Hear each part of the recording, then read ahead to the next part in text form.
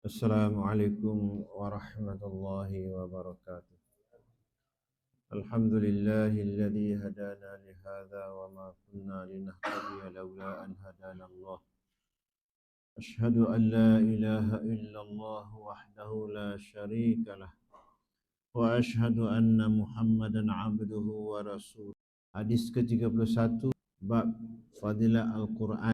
An Uqbah bin Amirin Al-Jahni Al-Jahni radhiyallahu anhu qala Rasulullah sallallahu alaihi wasallam al-jahiru bil Qur'an kal jahiri bis sadaqah wal musirru bil Qur'an kal musirra bis sadaqah.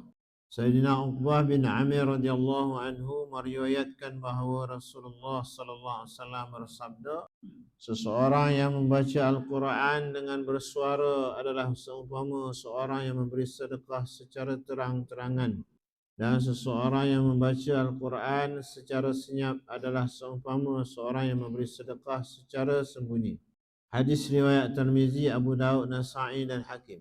Sayyidina Uqbah bin Amir radhiyallahu anhu meriwayatkan bahawa Rasulullah SAW bersabda, seseorang yang membaca Al-Quran dengan bersuara adalah seumpama seorang yang memberi sedekah secara terang-terangan, dan seseorang yang membaca Al-Quran secara senyap adalah seumpama seorang yang memberi sedekah secara sembunyi.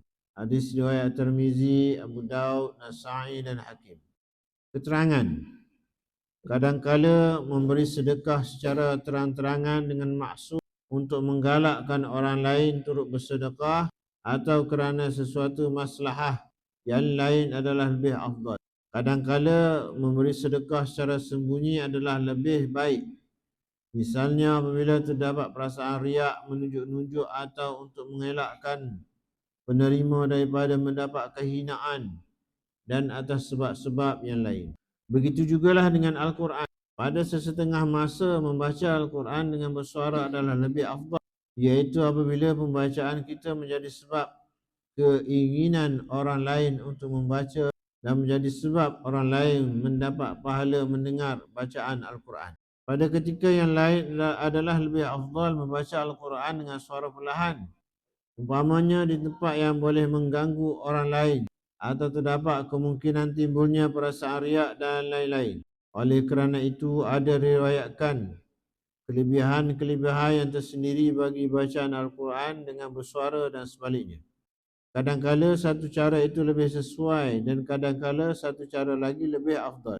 Berdasarkan kepada hadis ini, ramai orang telah berpendapat bahawa membaca dengan senyap adalah lebih afdal. Imam Baihaqi rahimahullah dalam kitabnya Kitab Asy-Syu'ab telah menulis, Sayyidatina Aisyah radhiyallahu anha telah meriwayatkan bahawa ganjaran bagi satu amalan yang dibuat secara sembunyi adalah 70 kali lebih baik daripada amalan yang dibuat secara terang-terangan. Tetapi menurut peraturan-peraturan yang dibuat oleh para muhaddisin, hadis ini adalah dhaif. Sayyidina Jabir radhiyallahu anhu meriwayatkan bahawa Rasulullah SAW bersabda, janganlah membaca Al-Quran dengan suara yang kuat sehingga suara seseorang itu bercampur gebau dengan suara yang lain. Khalifah Umar bin Abdul Aziz radhiyallahu anhu mendapati seorang sedang membaca Al-Quran dengan kuat di dalam masjid Nabi, dan beliau telah menyuruh orang memberhentikan pembaca tersebut.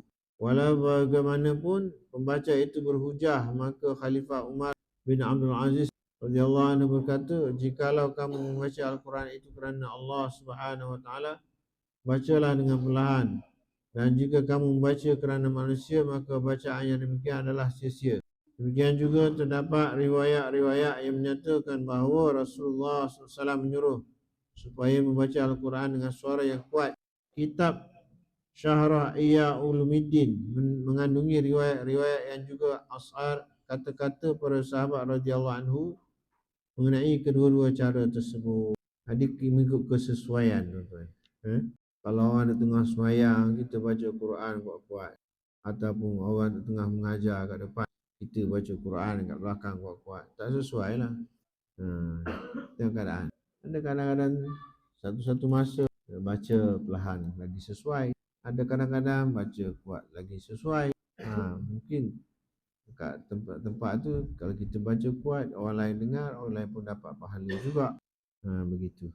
Jadi moga-moga yang pentingnya baca, kan? Ha, yang pentingnya amal.